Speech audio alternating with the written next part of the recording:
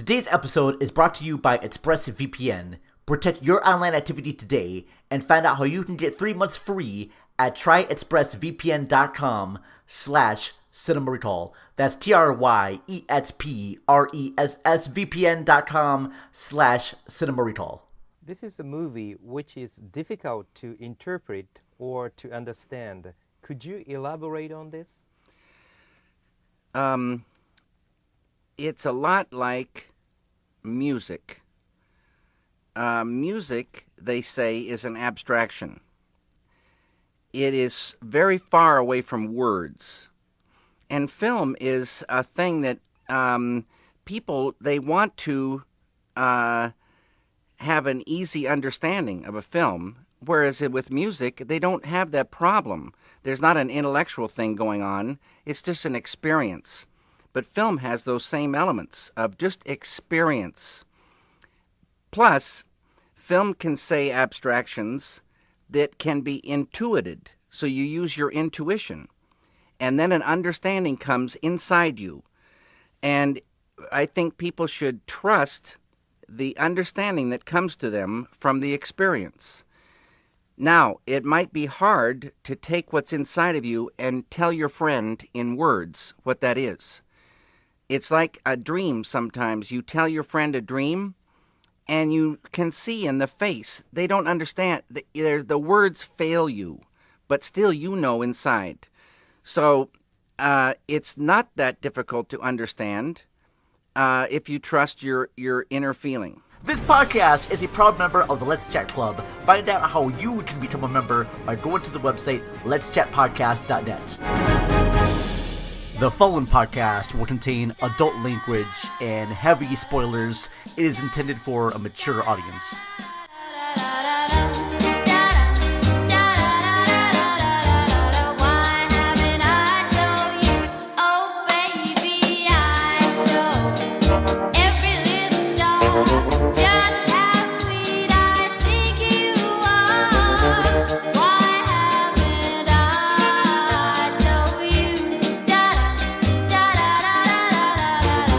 Hello again, everybody, and welcome to the very last episode in our Map of Mulholland Drive series happening at Cinema Recall.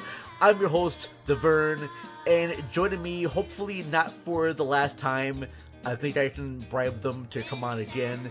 We have with us Jason Soto from Whatever with Jason Soto. Welcome back, Jason. Hello, thanks for having me back. Hope you didn't miss me last week. Well, I understand. No, we didn't. Right. Okay, then. We did. And joining us again, Mr. Ryan Luis Rodriguez from the Reels of Justice podcast, as well as Coolest Chronicles. Welcome back, Ryan. Thank you for having me, and I'll send you my Venmo number so we can haggle out whatever the next episode is going to be. I love that, and I would gladly pay. You guys have been awesome. Well, we missed you, Jason, because we didn't mention this on our last episode, but you recently had a birthday, so happy belated birthday. Happy birthday! Thank you. Yes, thank you very much, you guys. Thank you. And I did. You were a guest on the Milfcast with Heather Baxdale. Nope, the other way around. The other way around. No, they were on your show, Whatever, yes. with Jason Soto. That's right. Yes. But they had a live Twitch stream of the Milfcast with you. It was a weird, crossover series. It's like Marvel and DC crossover that you had with the Milfcast. Okay, if you want to put it that way, yeah, sure, I guess you could look at it that way. It was an Amalgam Comics thing, but for podcasting. Cool. And yep. It was really kind of brilliant. So listeners out there, the Milfcast was one of the first podcasts I've ever listened to. And they are a major inspiration and whatnot. And it was funny because they have little bumpers and musical things they do before each of their sections. And what Jason did, Jason reached out. Go ahead and explain this, Jason, because this is actually kind of brilliant what you did. All right. So I've been planning this for a month, a little bit over a month. And Kai Parker, one of the hosts of the Milfcast, said he's never been on my show, whereas Heather's been on multiple times. So I arranged for both of them to come on the show, thinking, hey, that'd be a lot of fun. when I came up with that idea, I immediately went to, oh, you know what would be fun is if I could rip off their theme song, and better yet, if I can get the guy who does their theme song to do the rip-off theme song, that would be even better. So I contacted the guy, his name's Steve Bush, who does the theme song for the MILFcast, and I said, hey, I told him the idea, and he was all into it. He's like, yeah, totally, just tell me what lyrics you want. So I gave him the lyrics, and then like in a week later, he gave me the song, and it sounds pretty identical to the MILFcast theme song, but with new lyrics reflecting my podcast.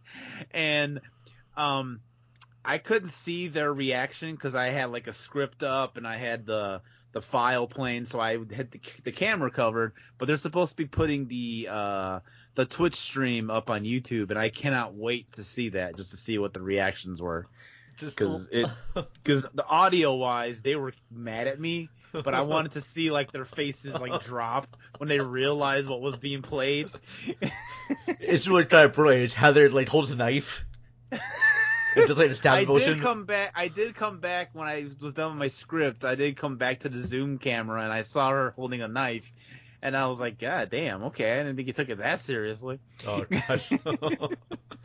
It's hilarious. So go check that out. Listen to the episode of Whatever with Jason Soto on all your favorite podcast platforms, Anchor, Spotify, Apple Podcasts, all that good stuff right there.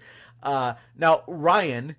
Yes. You recently released part 2 of your anniversary episode, your 100 episodes of Reels of Justice. 50 episodes. 50 episodes, sorry. 1 year. 1 year anniversary, 50 episodes, my apologies. You had on for the first part Trace Ballou from Mystery Science Theater 2000, and then part 2 is Frank Conniff, am I saying that right? Yep, saying it right. So, now how was that to have Frank on the show? It was great. I mean, it's the second time he's been on, so that's amazing that I've gotten to talk to 2 of my heroes more than once.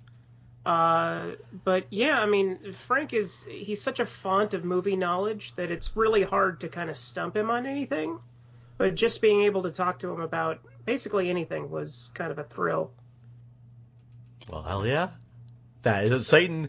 But definitely find Reels of Justice podcast where you find your podcasts at, like I said before, Spotify, Stitcher, Apple Podcasts, iHeartRadio, everywhere you can find this show, you can find us. Very good. All right. Now, one thing, we're going to get into our last sections of Mulholland Drive, but there's something in the news that I heard recently, and I just want to get your guys' impersonation, your reaction to this, all right? And Okay. It's about Rob Zombie directing a Monsters movie. Did you see this? Yeah. I did. I'm curious what Rob Zombie's gonna do with what's clearly a comedy IP. Yeah. Like, is he gonna like make it like horror? Like, what's he gonna do? Like, make it like super dark? Like, I don't know like what he's gonna do. Because he's I'm never very done curious. a kids movie before. Or a comedy for that matter. So yeah. I mean, some of his movies are accidentally funny, but yeah, I guess he hasn't technically done a comedy. Yeah, because this movie, I mean, The Munsters is a kind of a family show. It's a family franchise show. So I imagine the studios want him to release a movie that's PG-13. But also I'm afraid, too, that it's going to go into the route of the Banana Splits movie and be horror when it doesn't need to be, like a lot of gore. And I don't want that. I'm a little nervous he's going to cast his wife again, which makes me really he will. You know he will. I think he's That's going all to be. he does. I think She's going to be Marilyn Munster. I guarantee Really? it. Oh, Totally. no. She's too old now. I'm sorry, Sherry Moon. You can't be the hot-looking blonde anymore, the young blonde. No, it's not going to work. I'm sorry. You got to move on. And I would just do it. I want to give a shout out there. Like, I know, like, Eli Roth, he did a movie with Jack Black. I think, House with a Clock in Its Walls. yeah. And I'm always curious when, like, directors go outside their comfort zones. So, if this movie actually is going to be PG or PG-13, I'll be excited to see it. But if it's going to be a rated R, I'm probably not going to watch it right away. I'll watch it, but just not something I'd watch right away.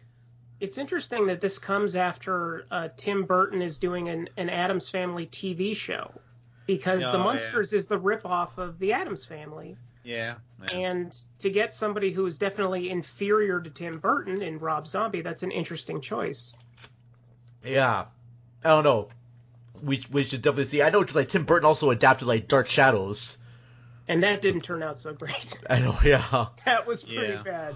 Having just actually seen it, oh, fuck that movie. Okay. All right. Well, let's do this as I always do. We're going to take a quick break, play some ad spots from some other great show, play something from our sponsors, and then we'll be back. After these messages, we'll be right back. Have you been thinking about a film for quite some time now? Have you got nowhere to turn to talk about it? Well, the Film for Thought podcast is here for you. Every fortnight, I invite a guest on to talk about any film of their choice.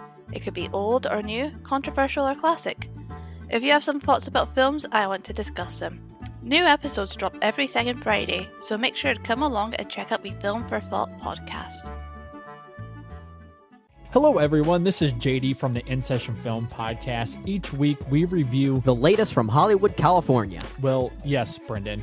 We also give top 3 lists. Okay, yeah, thanks again, Brendan.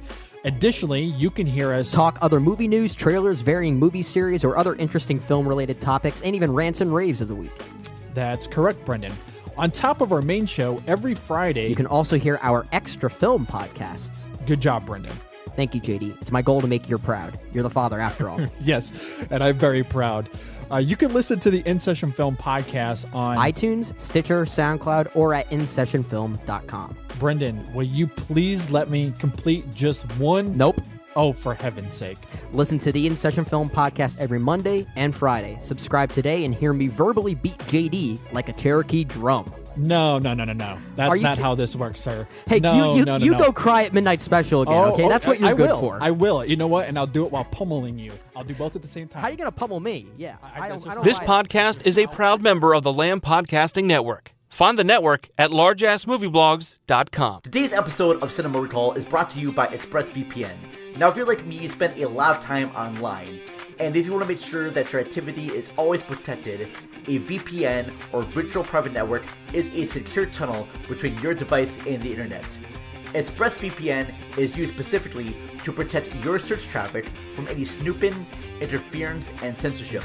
And right now, you can get 3 months free at tryexpressvpn.com/cinemarecall. Again, that's tryexpressvpn.com/cinemarecall to get your free 3 months today. You've come back. I think it has a lot of themes playing, one of which is that life is an illusion, that part of life is a dream. And in Mulholland Drive, you get to decipher which part is a dream, which one's real, which makes it very interesting. No, I, Banda! And we're back. We're here for the Map of Mulholland Drive series. Now, where to begin with this? Now, when we last left off our last episode, Rita and Betty, they just got back from that club where a woman sings Roy Orbison's crying in Spanish. Yes. They get back. They open up a box. This is the box that they find in the purse at the club. They get back home, and Rita goes to grab like something from the hat box. She turns around. Bam! Betty's gone. She takes the key, opens up the box, and you see the camera move into the box, and it drops. And now both characters gone. That's where we left off. That was a big cliffhanger from our last episode that both women are gone now. Where the hell did they go? Now, after just becoming lovers too. It always happens too. Like, always when like hot women get together, they have to leave. I know. It's a tragedy. But here's the weird thing too. So after the box like drops to the ground, we see Aunt Ruth appear. She comes back in, but here's the part that I wasn't too sure about it. It seems like she never left. Like, did you guys get anything like that? Like she comes to the room like she hears the sound. But it's almost like she's been staying there their whole time. Right. Yeah, it's like, you know, like you're there, like she was just at home and she heard a noise, so she went to go investigate it and was like, oh, nothing's here, and then she just left. Yeah, and then you start to see like the scenery change a little bit. Then the weird thing is that we are back in the same room where Betty and Rita first saw the dead body. Yes. And you see the cowboy comes in, and he says, "Hey, pretty girl, time to wake up." And the same angel where that dead body is actually wakes up, and it looks like Betty, but it's not. Right. Vaguely like her. And this is actually Diane Selwyn. Yes. Yes. As we learn later on. And I don't see, for me, this is where the movie becomes real. This is where she's waking up from her dream. The Diane character, she's waking up from her dream. Now, some say that this could be another dream and the other world is real. What do you think? I think this part on is the real world, and I think we're just getting glimpses of what really happened.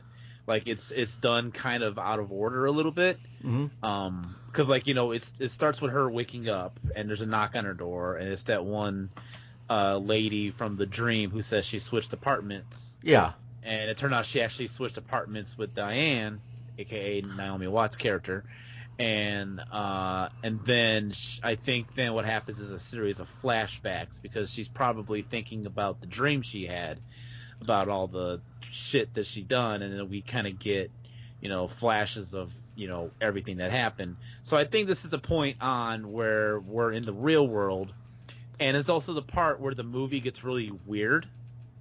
Yes.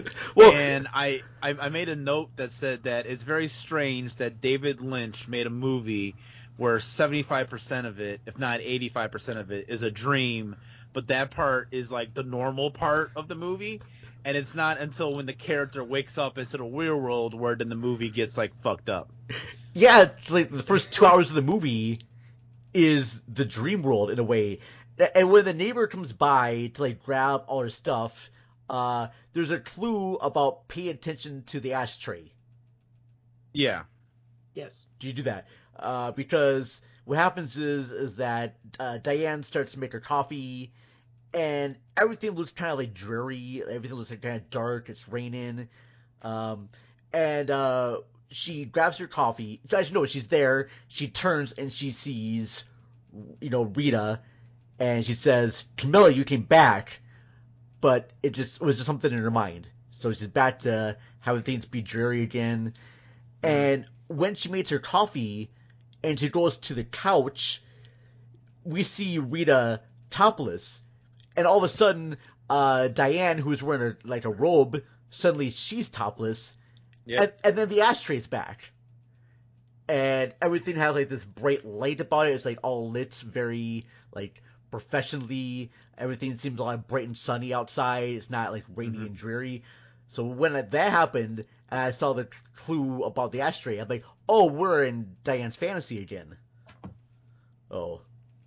And after that, so like I said before, the previous 2 hours we were just in Diane's dream. And now she's just waking up.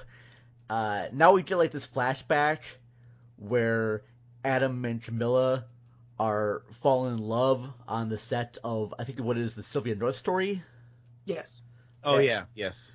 And apparently, Diane and Camilla were, like, once a couple before this, but it's clear that Diane is being pushed over by this other guy, the director, Adam, which makes sense because if you look back to the other movie, that's why in her dream, Adam loses the film. And that's why he has, like, gangsters after him.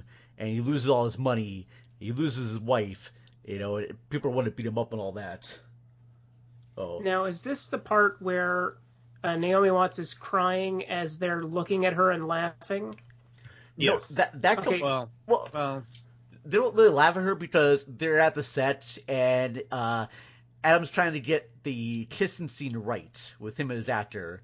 And he's in the car with Camilla / Rita, and everyone has to leave the set But then Camilla says, well, can Diane stay? And he says, yeah, that's fine. She can stay. So in a way, it kind of seems like she's toying with her a little bit. Like, just saying, hey, I'm going to have you watch me and my new boyfriend here. At least that's what I got. Okay, because I thought this was because I don't know that they're laughing at her, but they're laughing and looking in her direction. And it's interesting that you guys are saying that basically the beginning of the movie is the dream and that this is the real life, because that to me feels like a stress nightmare that I've had before, like several times. So I am of the mind that they're both nightmares. There is no reality. They're both the product of somebody's imagination. Okay. That's fascinating. I like that. I like that theory there. How they're kind of both like waking up from one nightmare into another. Yeah. But to me, the stuff that happens when you find out more about the relationship between Camilla and Diane, that feels it's the real world that influences the dream. Right. Like, and then after that sequence on the set where they both kiss, then there's that moment where both Rita and Diane and Camilla are at the door of the apartment, and Camilla's like, don't be like this, don't be so mad, and Diane's just like really angry at Camilla, and she screams at her, and they push out. So basically, it's at the end of their bad relationship. And then we get to a moment which I'm gonna dub rage masturbation, angry masturbation. This is a scene where Diane just starts masturbating hardcore. Yeah. She's She's going at it. She's just like going at it. She's starting to like. I know I'm not really sure if she's like hallucinating. It's like she's trying to hallucinate while she's doing it. She wants to get back in the dream, maybe. Maybe. Yeah, that could be. That very well could be, because she keeps going like in and out of focus as she's doing that. It is the saddest masturbation scene since Boogie Nights.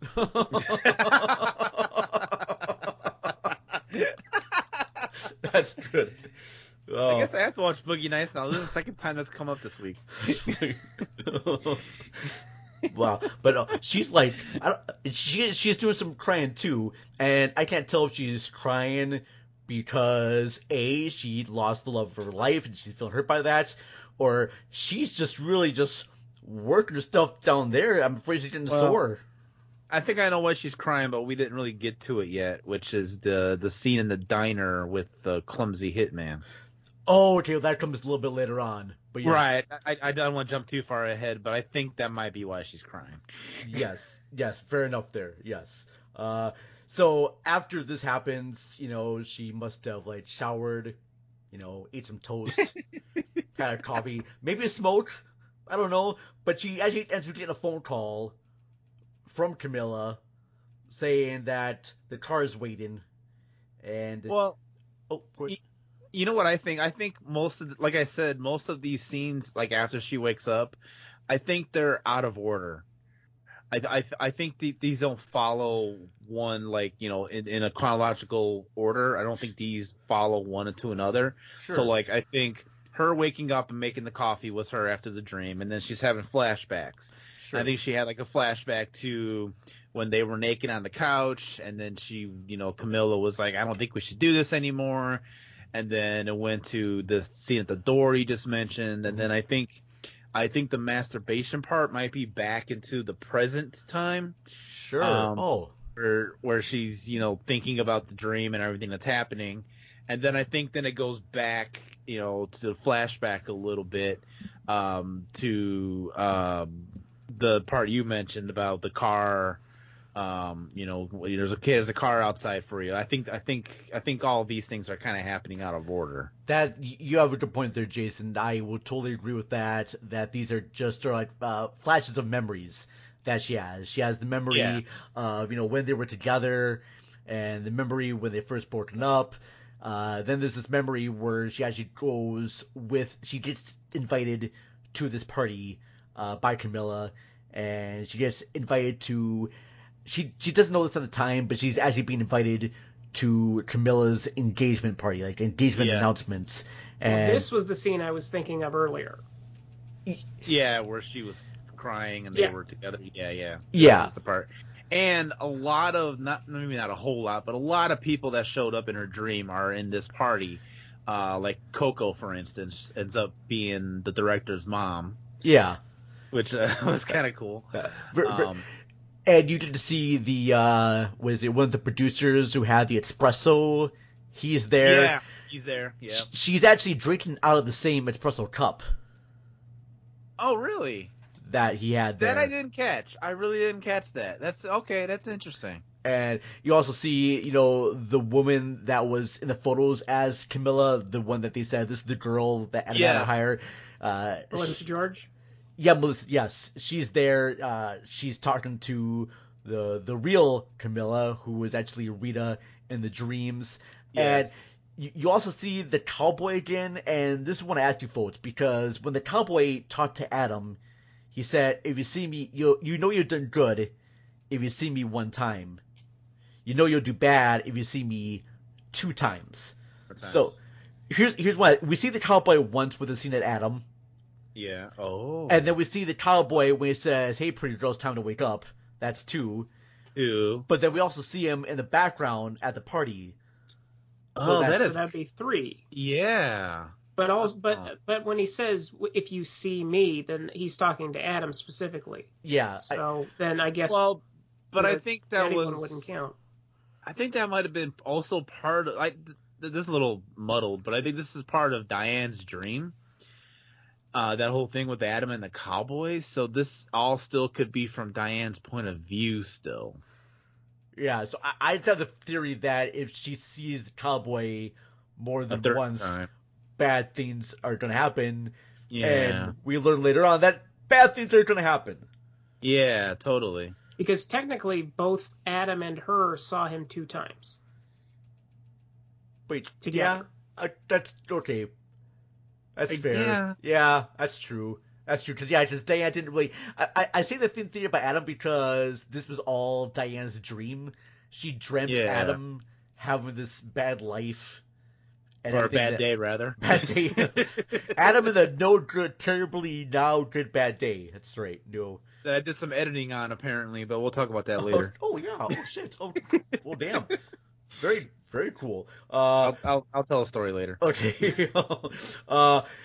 And so basically I just had this theory that since she's dreaming everything there, that she sees the cowboy, and the cowboy says, you know you're doing bad, and bad things happen.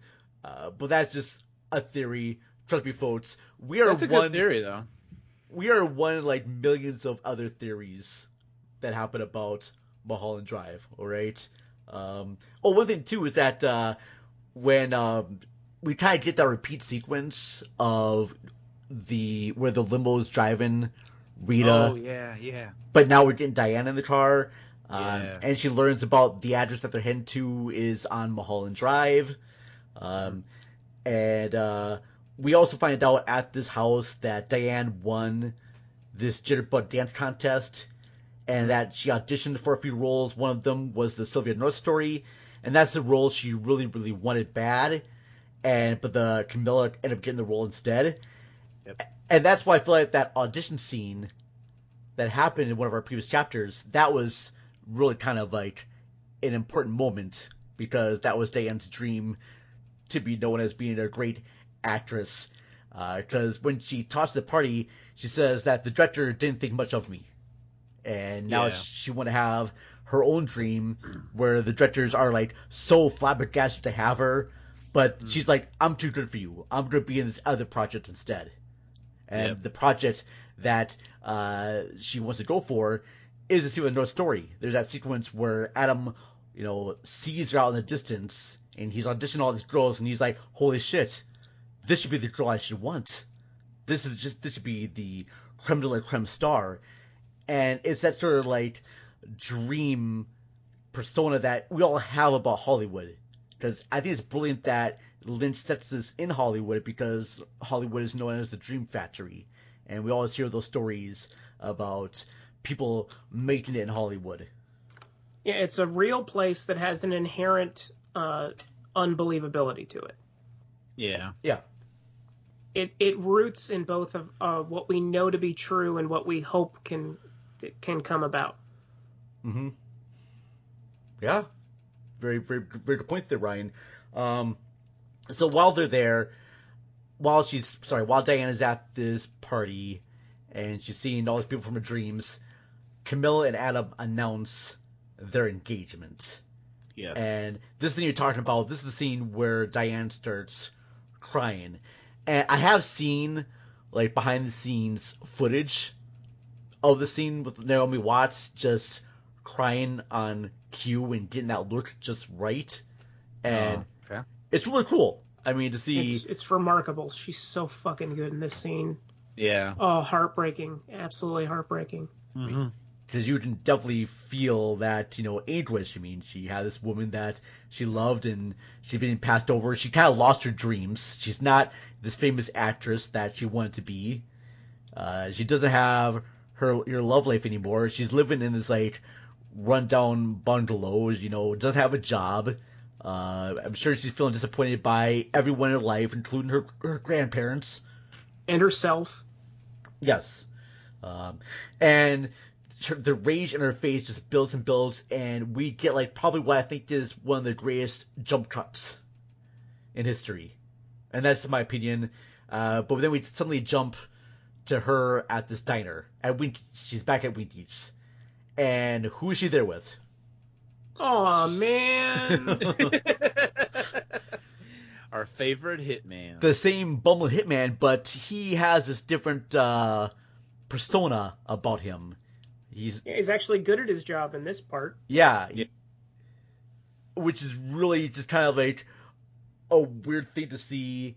And so basically Diane's there at Winky's and she gives him the headshot of Camilla. And he says, "Don't show me this thing here." And she says, "Well, it's just a headshot." And says, "Once you give that money to me, it's a done deal. Are you sure you want this?" And she's like, "More than ever." So she is putting out a hit on Camilla. She's paying this guy to put a hit out on her. Yep. And then, he says, "When this is done, you'll find this where I tell you it is." And she goes, "What does it open up?" And he just starts... It's a blue key. I don't think he said it was a blue key. Thank you. Yes, he holds up the blue key. The same blue key that opened up the bots that made them disappear. And when she wakes up from the dream, we notice the blue key is on the coffee table. Yes. Good observation there, Jason. Holy shit. I didn't think I caught that right away. Yeah, right when she's walking, I think it was before, I think she was entering the door. We kind of go to the table really quickly, and there's the blue key there, and then we're like, "Why is there a blue key there?" And then he explains all that, and then we were like, "Oh shit." Yeah, and then things start to get kind of wonky, kind of crazy. We see the same bum from the alleyway. And he has this blue box. He has same blue box. He has the same blue box in a paper bag. Drops on the ground. The two old people from the beginning of the movie, they run out of the box. And they're like Honey, I Shrunk the Kids size people running out of this paper bag. Yeah. Like, it was so... It then it starts like... Then you're like, well, what the fuck is going on? Because you're already kind of confused. If this is your first time watching the movie, you're kind of thrown off by everything because everything was making sense, and then she wakes up, and then everything's suddenly different, and then you're just adjusting to, okay, I guess that was a dream maybe, her name's not Betty, it's Diane, and that's not Rita, that's Camilla, and here's these other people that show up, and they're different people, and then it's like little tiny old people come out of a crumpled paper bag, and then you're like, what the fuck? See, but I was willing to think that these, old people are sort of like represented her failures in life. Like, her grandparents coming out there. These are like, because she comes to California Because I think that when she talks in the sequence at the dinner party, she mentions that her aunt was an actress who passed away and left her some money. So I'm pretty sure her grandparents raised her. And so when she had a chance to go to Hollywood, California, the grandparents, I don't know, maybe they had doubts about her making it in there, but I'm sure they're still supportive. And when she didn't do it, she didn't make it big. That's when she didn't want to disappoint her grandparents. And so them coming at her is just a reminder of she's being a failure. Also attempt to remind her that she ended up putting a hit out on the woman that she loves. So all these things are just kind of piling on top of her. I don't know, Ryan, what do you think? Well, I mean, I still maintain that I mean, because it's not unusual for Lynch movies to have multiple people look identical. Okay. If you go to even TV shows, if you go to Twin Peaks, you have cousin Maddie, who looks identical to her cousin Laura Palmer. True. And nobody ever really makes too big of a deal out of it, except for it kind of sends Leland down a bad path. But I honestly think that these are just two different people in the same reality that just happen to look the same. Happen to say, oh, okay. That's a totally different theory right there, Ryan. So you're saying that both Diane and Betty are part of the same dream. Yes, or that they're both in whatever kind of reality that Lynch movies are in, and they just haven't interacted. Gotcha. So they just look the same. So they're kind of two separate stories, you're saying? Yeah. Oh, there you go. Okay. Huh. I didn't think about it that way, but that is interesting. I will say that is an interesting theory. I can definitely kind of see it both ways here, and I'm kind of loving it very much. So for me, like when the grandparents come in, she's having the reminder of all the failures she had. I'm looking at like Betty and Diane as being two of the same person. Like Betty is Diane's dream self, and Diane is Betty's waking self, and they're both kind of like connected that way. But I can totally see it of them being two separate people as well. That's totally cool. And then, so after these old people are coming at her, and so she's getting these two old people yell and scream at her, but she's getting this knock on the door. I don't know what that knock on the door is supposed to be. Yeah, I don't know. It could be the detectives, because they said something about detectives were looking for her. Oh. When she woke up. That is true. And we find out that she put a hit on her ex-girlfriend, whatever. So it could be them, maybe asking her. Because I've been watching a lot of true crime shit recently, and the number one suspect in murders is always either the current boyfriend/girlfriend or ex-boyfriend/girlfriend. So if she's an ex-girlfriend, she's probably like suspect number one. Yes. Especially when Camilla was revealed to be getting married to someone else, going to get married to someone else. So that's like motive right there. And if I was a cop and I found all this out, I'd be like, yeah, let's go talk to this Diane chick. I think she's going to she better have some answers for us. Look, Bob, she's there angrily masturbating. That has to be a sign of something. Yeah. Should we cover the boss? Hold on. Let her finish. Let's just wait. Let her finish. Yeah. God, this is bad. I love it. So then, after she gets chased by the old people, she starts yelling, screaming. She runs into her bedroom. She grabs a gun from her drawer, and she shoots herself. And this is where we get the kind of dead body that happens in the beginning part of the movie. So she's dead. Now we're seeing all these images of both Rita and Betty back when they were still kind of together and happy, and these scenes of Los Angeles, and there's beautiful music from Angelo Badalamenti, and then we're back at the club, and we just hear this older woman up on the balcony say the word Silencio. There's somebody I follow on Letterboxd that I absolutely adore, and she said that the movie was about somebody who jerks off so hard that she ends up killing herself.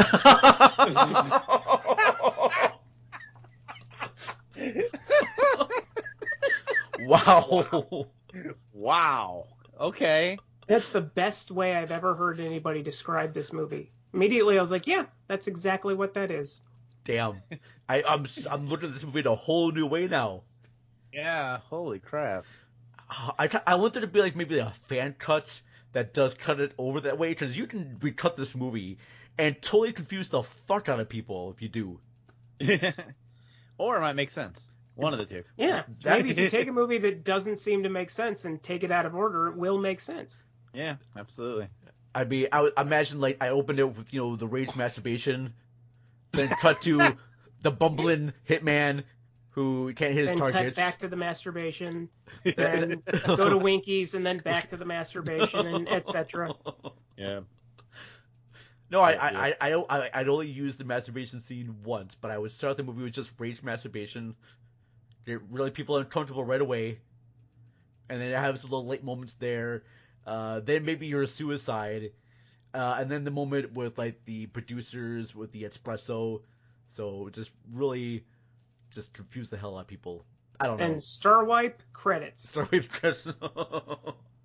But yeah, so that was it. That was kind of like the last section here of our Mulholland Drive. I hope we tried to make sense out of this movie. If we got to have things be more confusing, good. We did our job, because that's what kind of David Lynch wanted you to have. He wanted you to have. Hey, I have a very quick question. Okay. Just since we're wrapping up, we're at the end here. You know that meme that's been going around like on Twitter and Facebook and stuff that says if you were to make a movie and replace all the actors with Muppets but keep one human actor, who would it be? Mm-hmm. What would be your pick for this movie? Like what would the one human person be in Mulholland Drive? And I would go with Naomi Watts stays the human and everyone else becomes the Muppets. I like that. I'm going to go Robert Forster is the only one who plays himself, and everybody else is a Muppet. What, the cop? Yes. Okay. Just because I like seeing Robert Forster in movies. I don't want to see like Sweetums play that role. I mean, Sweetums could totally play that role, but I don't want to see him do that. Man, those are both good. See, for me, I'm just. God damn it! Tough, right? That's tough. Right? Okay, well, I probably would have to go with maybe Adam the director as being the only human. Okay. And the rest be Muppets. I like that. And something you said last week, I don't know if it was on mic, but that Janice should play. The Naomi Watts character. I like I want to have Janice be the main character. We actually did talk about casting this movie with Muppets. Oh, really? Not having a human being, but just who the Muppets would play. Oh, I didn't get to hear that last episode yet. I'm sorry, but that's crazy. Okay. I think it was off mic. No, I think I poorly maybe at the end, but I would have Janice, but I would have I would have Janice, and the only real character I would have would be the role of Rita or Camilla. That would be it. I'm gonna change played my by Camilla the chicken that Gonzo's in love with. For my answer. Oh my god, that'd be perfect. Ryan, yes. So Janice would be Betty. Camilla the chicken would be Camilla / Rita. Yeah. Well, for my answer with Naomi Watts being the only human, if you cast like Miss Piggy as Rita, that makes that one scene or a couple scenes way more way more interesting. Like when they go to bed together? Yep. Yes. I'd watch that. You would watch that. Vern would watch that. Everybody would watch that. I think that would be like a #1 bestseller if that rabbit. Only sold in paper bags. Okay, I just wanted to ask that really quickly. Betty would ask, when she's making out with Rita, have you done this before? I don't know. Man, how's it going, man? Hey, you're naked, man. Yeah, oh, that's right. Because we have like we're confusing things right now. That's right. Have Janice be Betty. Oh yeah. Oh Yeah. wow, man. Oh. It's like so totally hot, man. Janice Rage. I don't know. I don't want to see Janice Rage masturbating. Oh, I do. Okay, fair enough. All right, I want to see that too. What the hell? She's a cool chick. What the hell? What can I say? She likes Man. to get high. Greatest lips in the business because she's 80% lips. Yeah. Make it happen, Hollywood. Make it happen. We'll work on a script for that. All right, so that's gonna kind of wrap up this episode real quickly here. Before we go, I just want to give some quick shout outs to some wonderful people who have helped share episodes and just been all in all good people. So no special order. I want to thank the Manic Pixie Weirdo Show podcast, Manic Pixie Weirdo. I want to thank Science Fiction Remnant. I want to thank Mike, and Oscar. I want to thank Recasted. I want to thank Shot and Applaud. Uncredited extras, thank you. Trivia Chick from Trivial Theater. I want to thank First Time Watchers. Bree and Chris from Let's Chat Podcast. Ryan Altieri from Force the Crowd. Kevin R. Brackett from Real Spoilers. JD from Inception Film. And Zenless_popcorn.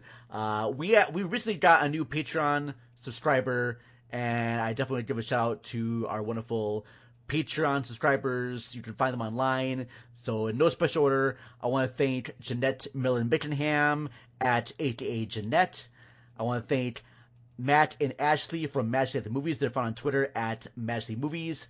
I want to thank Donnie Roberts of the upcoming Videorama podcast. Donnie is found on Twitter at Unreal Goals. I'm going to mess up your name, Donnie. I apologize immensely about that. I also want to thank Jason Soto from Whatever Jason Soto, who's here with us right now. Thank you, Jason. Yeah. Oh. Welcome. And then recently we just had on, we just added to our Patreon is Chris Revel of Let's Chat Podcast. Chris is found on Twitter at Let's Chat Revel. So thank you very much for being a Patreon subscriber. Really appreciate that. If you're listening to this right now on Patreon, on our regular channel, I just released an episode where I review 3 other David Lynch movies that were previously on our Patreon page, but now they're available for everyone else. And I just put it into like one lump sum. So go listen to that on our main channel. And you're going to listen to this on our main channel on Mondays when they get released. Thank you for that. You can listen to all our past episodes. We are at cinemarecall.net. We're available on Stitcher, iHeartRadio, Apple Podcasts, Google Podcasts, every place you can find podcasts. We're there. Don't forget to check out our Facebook group called Crack, Cinema Recall's Awesome Cinematic Club. And I got some news for you folks. This is going to be kind of like our last episode for a while. I'm going on a bit of a hiatus. I plan to release, episodes up on Patreon once in a while, but I'm not going to do like regular movie reviews. I'm thinking about just reading erotic fiction. That's right. You had to go where the money is, man. I'm going to read. Oh, wow. I'm going to read erotic fiction, like chapters from erotic fiction with my docile tones, my voice. Oh, righty. Just so the greatest erotic stuff. Yes. Awesome. Awesome. Just to be me reading the best in erotic fiction. And I may even do this on Twitch so you can see me live doing this. I might wear a robe. Who knows? I don't know. But maybe the robe will be open? Oh, maybe. But you'll have to tune in a few weeks to find out about that later on. But first of all, big thank you to my wonderful guests. Ryan, tell the listeners any new things you want to plug. Sure. The Reels of Justice is still going strong. We take a movie and we have a judge, a jury, a defendant, and a prosecutor. Vern has been on it twice.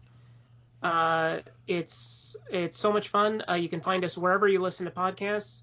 Then I have the Coolness Chronicles, which I just finished 100 episodes on Mystery Science Theater, the greatest thing ever. And now I'm moving on to a mini-series about Toy Story, and then a year-long odyssey all about the making of Airplane and its legacy.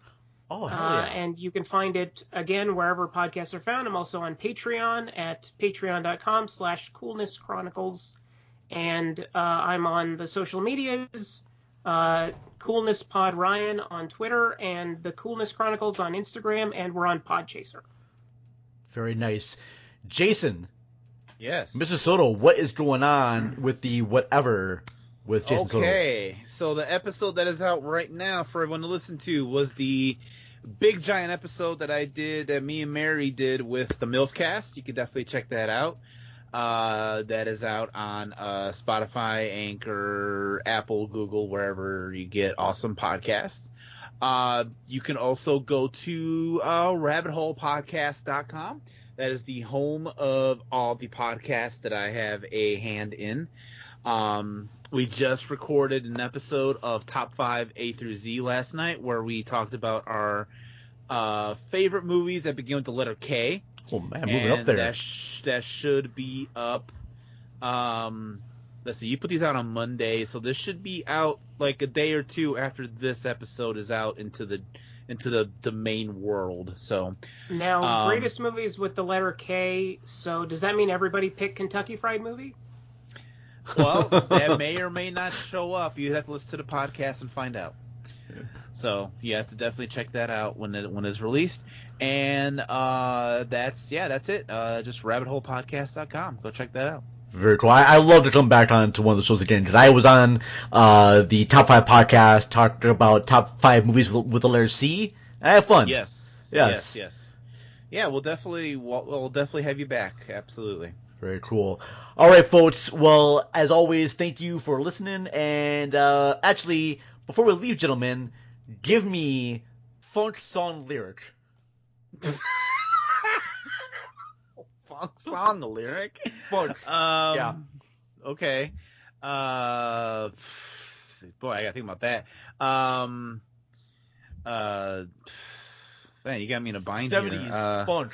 Yeah, I know. I'm definitely trying to think. Okay, play that funky music, white boy. Play that funky music, white. Play that funky music, white boy. Okay, that's done. You're good. I love it. Ryan, let's hear your favorite. Let's go 90s alternative rock impersonation.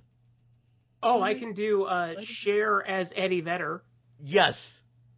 Even blue. There you go. Okay. Oh, God damn That's it. the song Even Flow as sung by Cher. That was brilliant. Oh, gosh. Oh, I love this one. I love doing the show. All right, that's it, everyone. Good night. I'll see you later. Bye. Bye. Adios.